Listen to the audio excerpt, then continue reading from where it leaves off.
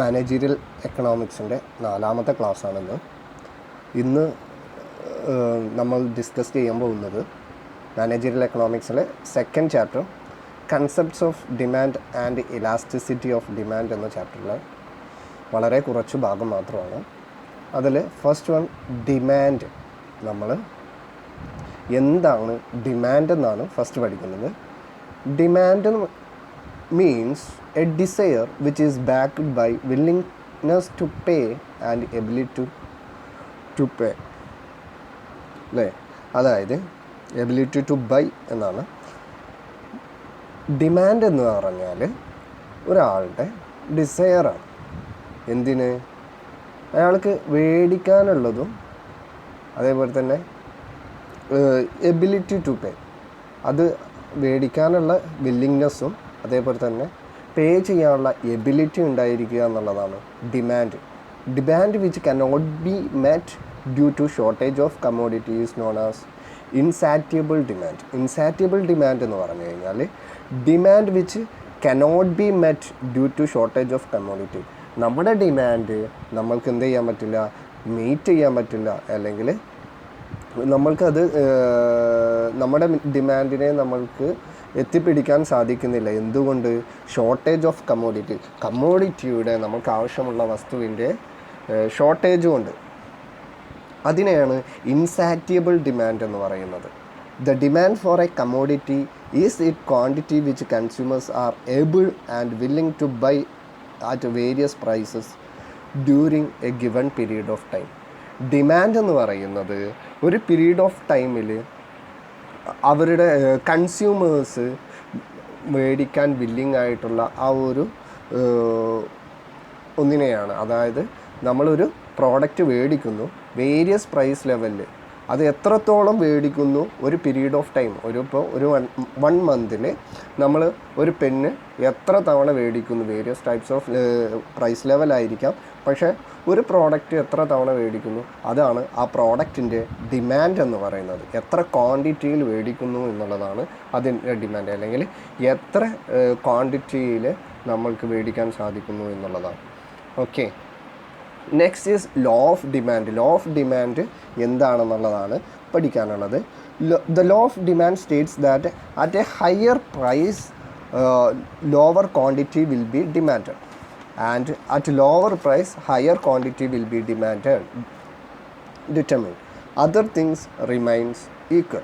അതായത് law of demand പറയുന്നത് ഒരു പ്രോഡക്റ്റിൻ്റെ പ്രൈസ് കൂടുതലാണെങ്കിൽ, ഹയർ പ്രൈസ് ആണെങ്കിൽ അവിടെ ലോവർ ക്വാണ്ടിറ്റി മാത്രമാണ് ആവശ്യമുണ്ടാവുന്നത്. അതായത് ഡിമാൻഡ്, ആളുകൾ കൺസ്യൂമേഴ്സ് വില്ലിങ് ആവുന്നത്, മേടിക്കാൻ വില്ലിങ് ആവുന്നത് വളരെ ചെറിയ ക്വാണ്ടിറ്റിയിലായിരിക്കും.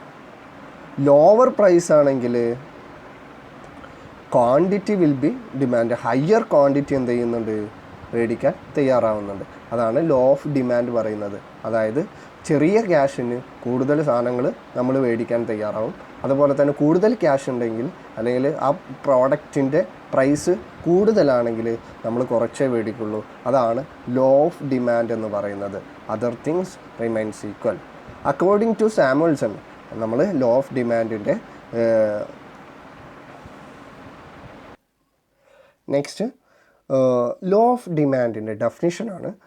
According to Samuelson, law of demand state that people will buy more at lower prices and buy less at higher prices.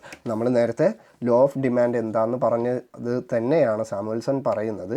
അതായത് പീപ്പിൾ, അതായത് consumer or customer will buy more, കൂടുതലായിട്ട് മേടിക്കുന്നത് നമ്മൾ ഏതിലാണ്, ലോവർ പ്രൈസിലായിരിക്കും.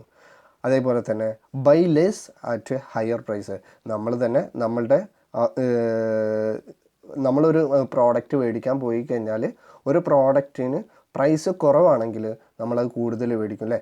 ഇപ്പോൾ നമ്മൾ ദൈനംദിനമായിട്ട് യൂസ് ചെയ്യുന്ന പ്രോഡക്റ്റ്, അല്ലെങ്കിൽ നമ്മൾ ഓറഞ്ച് 10 രൂപയ്ക്ക് 2 കിലോ കിട്ടുന്നുണ്ടെങ്കിൽ നമ്മൾ 10 രൂപയ്ക്ക് 2 കിലോ അല്ലെങ്കിൽ 20 രൂപയ്ക്ക് 4 കിലോ ഒക്കെ ആയിട്ട് നമ്മൾ മേടിക്കും. എന്തുകൊണ്ടാണ്? 1 കിലോ ഓറഞ്ചിന് 5 രൂപയേ ഉള്ളൂ, ആ പ്രൈസ് കുറവാണ്. When the price will increase, അതായത് നമ്മുടെ ഓറഞ്ചിന് 1 കിലോഗ്രാമിന് 50 രൂപ ആയി കഴിഞ്ഞാൽ നമ്മൾ ചിലപ്പോൾ 1 കിലോ മാത്രമേ മേടിക്കുള്ളൂ. അതായത് നമ്മൾ ക്വാണ്ടിറ്റി എന്ത് ചെയ്യും, കുറയും. അതാണ് ലോ ഓഫ് ഡിമാൻഡ് പറയുന്നത്. നമ്മുടെ ഹയർ പ്രൈസ് ആണെങ്കിൽ, കമോഡിറ്റിക്ക് ഹയർ പ്രൈസ് ആണെങ്കിൽ നമ്മുടെ ഡിമാൻഡ് കുറയും, കമോഡിറ്റിക്ക് ലോവർ പ്രൈസ് ആണെങ്കിൽ നമ്മുടെ ഡിമാൻഡ് കൂടും. There is an inverse or negative relationship between the price of commodity and the quantity of demand. പ്രൈസും ക്വാണ്ടിറ്റി ഓഫ് കമോഡിറ്റിയും തമ്മിൽ, ക്വാണ്ടിറ്റി ഓഫ് ഡിമാൻഡും പ്രൈസ് ഓഫ് കമോഡിറ്റിയും എന്താണ്, നെഗറ്റീവ് ഓർ ഇൻവേഴ്സ് റിലേഷൻഷിപ്പാണ്. അതായത് പ്രൈസ് കൂടുമ്പോൾ ക്വാണ്ടിറ്റി ഓഫ് ഡിമാൻഡ് കുറയും, പ്രൈസ് കുറയുമ്പോൾ ക്വാണ്ടിറ്റി ഓഫ് ഡിമാൻഡ് കുറയും. നമ്മുടെ ഫോർമുല എന്ന് പറയുന്നത്, അല്ലെങ്കിൽ ലോ ഓഫ് ഡിമാൻഡിനെ സ്റ്റേറ്റ് ചെയ്യുന്നത്, when price will increase quantity of demand will decrease, and price will decrease quantity of demand will increase. Okay, next is assumptions of law of demand. Law of ഡിമാൻഡിൻ്റെ assumptions ആണ് ഇനി പറയാൻ പോകുന്നത്.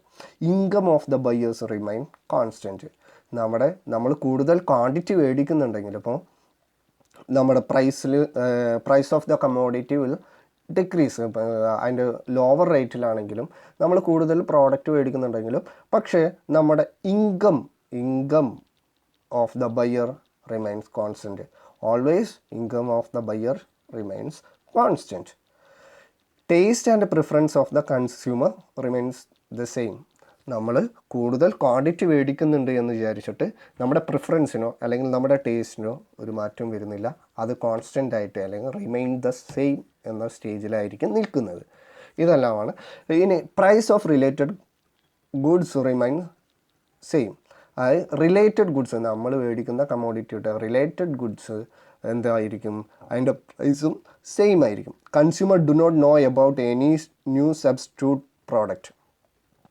കൺസ്യൂമർക്ക് ഈ ഒരു സ്റ്റേജിൽ പുതിയൊരു സബ്സ്റ്റിറ്റ്യൂട്ട് പ്രോഡക്റ്റിനെ കുറിച്ച് അറിയുക പോലും ഇല്ല. അതായത് അവർ വേറൊരു പ്രോഡക്റ്റിനെ കുറിച്ച് ചിന്തിക്കുക പോലില്ല. പ്രൈസ് കുറവാണെങ്കിൽ, അല്ലെങ്കിൽ ഈ ലോ ഓഫ് ഡിമാൻഡിൻ്റെ ആ ഒരു അസംഷൻ വെച്ച് പറയുകയാണെങ്കിൽ, there is no expectation of change in price of commodity in the near future.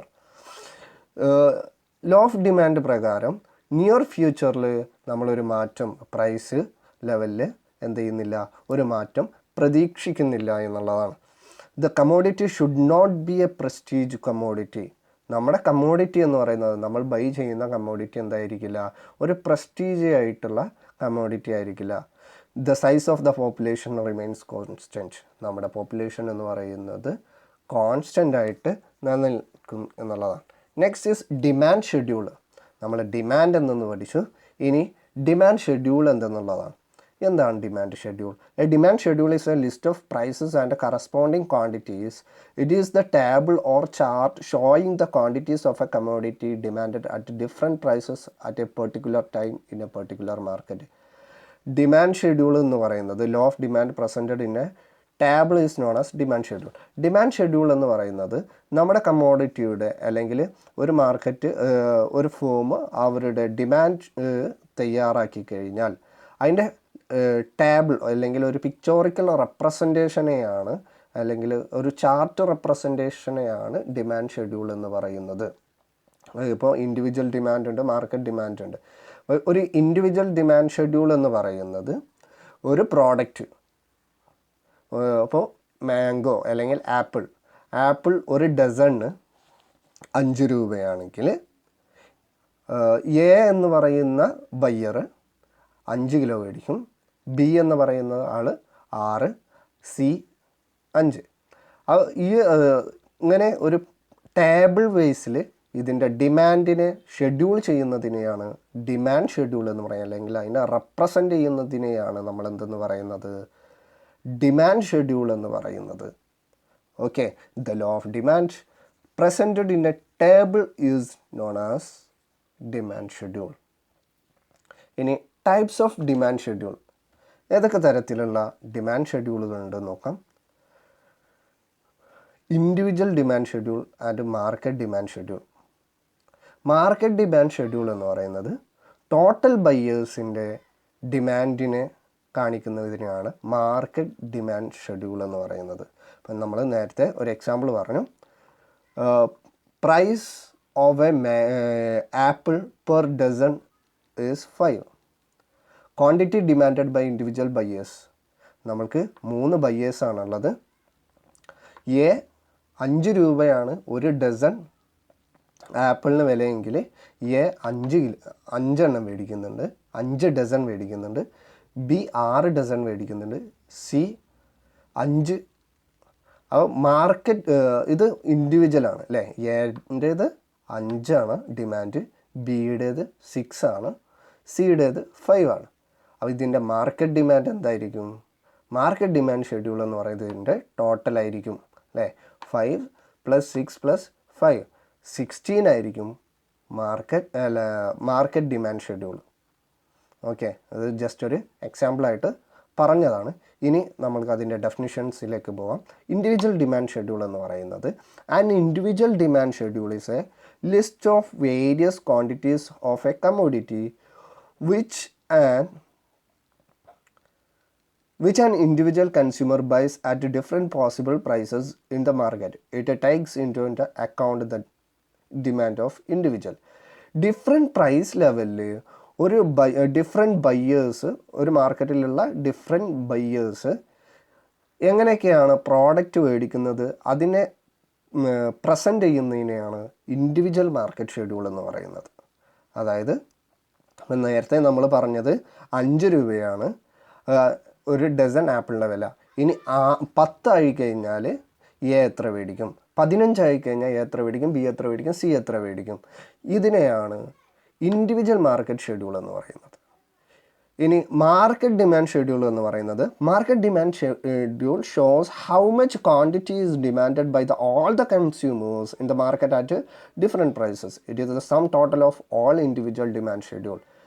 നമ്മൾ നേരത്തെ പറഞ്ഞു, മാർക്കറ്റിലുള്ള ടോട്ടൽ ഡിമാൻഡിനെയാണ് മാർക്കറ്റ് ഡിമാൻഡ് ഷെഡ്യൂൾ കാണിക്കുന്നത്. അതായത് മൊത്തം കൺസ്യൂമേഴ്സിൻ്റെ സം ടോട്ടലാണ് എന്തെന്ന് പറയുന്നത് മാർക്കറ്റ് ഡിമാൻഡ് ഷെഡ്യൂൾ. ഡിഫറെൻറ്റ് പ്രൈസസിൽ ഡിഫറെൻറ്റ് കൺസ്യൂമേഴ്സ് എത്രയെല്ലാം മേടിക്കുന്നു, എത്രയെല്ലാം ഡിമാൻഡ് ഉണ്ട്, ആ ഒരു ഡിമാൻഡിൻ്റെ ടോട്ടലാണ്, സം ടോട്ടലാണ് എന്തെന്ന് പറയുന്നത് മാർക്കറ്റ് ഡിമാൻഡ് ഷെഡ്യൂൾ എന്ന് പറയുന്നത്. ഓക്കെ, ഇനി നെക്സ്റ്റ് ഡിമാൻഡ് കർവ്. എന്താണ് ഡിമാൻഡ് കർവ് എന്നുള്ളതാണ്. The graphical representation of demand schedule is called demand curve. നമ്മൾ ഇപ്പോൾ പഠിച്ചിട്ടുള്ള ഡിമാൻഡ് ഷെഡ്യൂളിൻ്റെ ഗ്രാഫിക്കൽ റെപ്രസെൻറ്റേഷനെയാണ് എന്തെന്ന് പറയുന്നത് ഡിമാൻഡ് കർവ് എന്ന് പറയുന്നത്. ഇനി types of demand curve. Individual demand curve. Individual demand curve is the graphical representation of individual demand schedule. Individual demand ഷെഡ്യൂളിൻ്റെ ഗ്രാഫിക്കൽ റെപ്രസെൻറ്റേഷനാണ് എന്തെന്ന് പറയുന്നത് ഇൻഡിവിജ്വൽ ഡിമാൻഡ് കർവ് എന്ന് പറയുന്നത്. ഇപ്പോൾ നമ്മൾ നേരത്തെ പറഞ്ഞതിനെ ഗ്രാഫിക്കൽ റെപ്രസെൻറ്റേഷനിലേക്ക് മാറ്റി. എങ്ങനെ? ഡിമാൻഡ് എന്ന് പറയുന്നത് 5, 10, 15, 20. ഇപ്പോൾ പ്രൈസ് 2 രൂപയാണെങ്കിൽ അല്ലേ, 2 രൂപയാണെങ്കിൽ 5ൻ്റെ ഡിമാൻഡ് എത്രയാണ്? പ്രൈസ് 5 രൂപയാണെങ്കിൽ നമ്മൾക്ക് 5 മാത്രം മതി അല്ലേ. പ്രൈസ് 4 ആണെങ്കിൽ നമ്മൾ 2 ഡസൺ മേടിക്കുന്നുണ്ട്. 10 ഡിമാൻഡ് എന്ന് പറയുന്നത് നമ്മളുടേത് 10 ആയി. അതായത് പ്രൈസ് 5 ആണെങ്കിൽ 5 ഉള്ളൂ, 4 ആവുമ്പോൾ നമ്മൾക്ക് 10 ആവുന്നുണ്ട്, 3 ആവുമ്പോൾ 15 ഡിമാൻഡ് ഉണ്ട്, 2 ആവുമ്പോൾ 20 ഡിമാൻഡ് ഉണ്ട്. അപ്പോൾ ഇതിനെയാണ് നമ്മൾ എന്തെന്ന് പറയുന്നത് ഡിമാൻഡ് കർവ്. അതിൻ്റെ എല്ലാ പോയിന്റിലും ഇൻ്റർസെക്റ്റ് ചെയ്ത് പോകുന്ന പോയിന്റ് ഡിമാൻഡ് കർവിൻ്റെ DD എന്ന് പറയുന്നതാണ് ഡിമാൻഡ് കർവ് എന്ന് പറയുന്നത്. ഇനി മാർക്കറ്റ് ഡിമാൻഡ് കർവ്. എന്താണ് market demand curve? Market demand curve is the graphical representation of market demand schedule. It is obtained by adding market demand schedule. Market demand ഷെഡ്യൂളിൻ്റെ pictorial റെപ്രസെൻറ്റേഷനാണ് അല്ലെങ്കിൽ graphical റെപ്രസെൻറ്റേഷനാണ് എന്തെന്ന് പറയുന്നത് മാർക്കറ്റ് ഡിമാൻഡ് കർവ് എന്ന് പറയുന്നത്. Next നമ്മൾ നേരത്തെയുള്ള ഡിമാൻഡ് കർവിൽ ഇൻഡിവിജ്വൽ ഡിമാൻഡ് കർവിൽ നമ്മൾ ശ്രദ്ധിച്ചു. ഇതിൻ്റെ സ്ലോപ്പ് എന്ന് പറയുന്നത് ഡൗൺലോഡ് സ്ലോപ്പിംഗ് ആണ് അല്ലേ. ലെഫ്റ്റിൽ നിന്ന് റൈറ്റിലേക്ക് ഡൗൺലോഡ് സ്ലോപ്പിംഗ് ആയിട്ടാണ് കാണിക്കുന്നത്. ഇനി അതിനുള്ള കാരണങ്ങളാണ് നമ്മൾ നെക്സ്റ്റ് പഠിക്കുന്നത്. Reasons for download sloping. Law of diminishing marginal utility. First കാരണം പറയുന്നത് law of diminishing marginal. Law of demand is ഈ law of diminishing marginal utility എന്ന് പറഞ്ഞു കഴിഞ്ഞാൽ law of diminishing marginal utility states that when a consumer consumers more of a commodity very additional unit of that community will less satisfaction. നമ്മളൊരു product കൂടുതൽ മേടിക്കുന്നതിനനുസരിച്ച് നമ്മളുടെ ഓരോ product കഴിഞ്ഞതിന് ശേഷം അതിന് ആഡ് ഓൺ ചെയ്യുന്ന പ്രോഡക്റ്റിനും നമ്മൾക്ക് എന്താണ് ഒരു ലെസ് സാറ്റിസ്ഫാക്ഷനാണ് ലഭിക്കുന്നത് അല്ലേ. നമ്മൾ ഒരു പ്രോഡക്റ്റ് മേടിച്ചു, അപ്പോൾ മാംഗോ ഫസ്റ്റ് മാംഗോക്ക് കിട്ടുന്ന ടേസ്റ്റിന് നമുക്ക് എന്ത് ചെയ്തുകൊള്ളുന്നില്ല, രണ്ടാമത്തെ മാംഗോക്കും കിട്ടിക്കൊള്ളുന്നില്ല. ആ ഒരു സാറ്റിസ്ഫാക്ഷൻ ലെവൽ നമ്മൾക്ക് എന്ത് ചെയ്യും, കുറഞ്ഞു വരും. അപ്പോൾ at every additional unit that if the price is higher he will restrict in consumption. For this reason, the demand of a commodity increases at lower price and decreases at a higher price. Thus, the demand curve slopes downward. The demand curve slopes downward because the marginal utility curve, marginal utility-യുടെ കർവും എന്താണ്, slopes is downward. അതുകൊണ്ടാണ് എന്ത് ഒരു reason law of diminishing marginal utility. ഇനി income effect. When the price of a commodity falls, the real income of consumer increases and vice versa. അല്ലേ, the price of a commodity, നമ്മുടെ ഒരു കമ്മോഡിറ്റിയുടെ price കുറയുകയാണെങ്കിൽ the real income of a consumer increases. Real income എന്ത് ചെയ്യും, increase ചെയ്യും. അതേപോലെ തന്നെ vice versa, price കൂടുകയാണെങ്കിൽ നമ്മളെ റിയൽ ഇൻകം എന്ത് ചെയ്യും, കുറയുകയും ചെയ്യും. As a result he can buy more the commodity with the same amount of money. നമ്മളുടെ സെയിം എമൗണ്ട് ഓഫ് മണിയിൽ തന്നെ നമ്മൾക്ക് എന്ത് ചെയ്യാൻ പറ്റും, കൂടുതൽ കമ്മോഡിറ്റി മേടിക്കാൻ പറ്റും. Thus the quantity demanded increases fall in price. നമ്മുടെ quantity of demand of a product will increase when the fall of price. നമ്മൾ പ്രൈസ് ഡിക്രീസ് ചെയ്യുമ്പോൾ നമ്മുടെ കമ്മോഡിറ്റിയുടെ ഡിമാൻഡ് എന്ത് ചെയ്യും, ഇൻക്രീസ് ചെയ്യും. ഓക്കെ, അതും ഇൻകം എഫക്റ്റും നമ്മൾക്ക് എന്താണ് ഒരു കാരണമാണ്. എന്തിനു വേണ്ടിയിട്ടുള്ള, ഡിമാൻഡ് കർവ് ഡൗൺവേർഡ് സ്ലോപ്പിംഗ് ആവാനുള്ള കാരണമാണ്. ഇനി substitution effect. Consumers always substitute cheaper commodity in place. അതായത് നമ്മൾ ഒരേ പ്രൈസിൽ, അല്ലെങ്കിൽ ഇപ്പോൾ നമ്മുടെ പെന്ന് അല്ലെങ്കിൽ ടീ പൗഡർ അല്ലേ, അതേപോലെ തന്നെ ചായ, അതായത് ടീ, കോഫി, ഇതെല്ലാം സബ്സ്റ്റിറ്റ്യൂട്ട് പ്രോഡക്റ്റാണ്. അപ്പോൾ കോഫിയുടെ റേറ്റ് 10 രൂപയാണെങ്കിൽ നമ്മൾക്ക് അതിന് സബ്സ്റ്റിറ്റ്യൂട്ടായിട്ട് 5 രൂപയുടെ ടീ കിട്ടുന്നുണ്ടെങ്കിൽ സ്വാഭാവികമായിട്ടും അവിടെ demand of tea will increase. ഇതാണ് സബ്സ്റ്റിറ്റ്യൂഷൻ എഫക്റ്റ്. എന്താണ്, ഡിമാൻഡ് കർവ് ഡൗൺവേർഡ് സ്ലോപ്പിംഗ് ആവാനുള്ള ഒരു കാരണമാണെന്ന് പറയുന്നത്. ഇനി പ്രൈസ് എഫക്റ്റ്. കോമ്പറ്റീറ്റർ പ്രോഡക്റ്റിൻ്റെ പ്രൈസ് എന്താണ്, ഡിമാൻഡ് കർവ് ഡൗൺവേർഡ് സ്ലോപ്പിംഗ് ആവാനുള്ള ഒരു കാരണമാണ്. ഇനി ഡിഫറെൻറ്റ് യൂസസ് ഓഫ് കമ്മോഡിറ്റി. ഇത്രയാണ് നമുക്ക് ഇന്നത്തെ ക്ലാസ്സിൽ പഠിക്കാനുള്ളത്. എല്ലാവർക്കും മനസ്സിലായിട്ടുണ്ടാവും എന്ന് വിചാരിക്കുന്നു. Okay, thank you.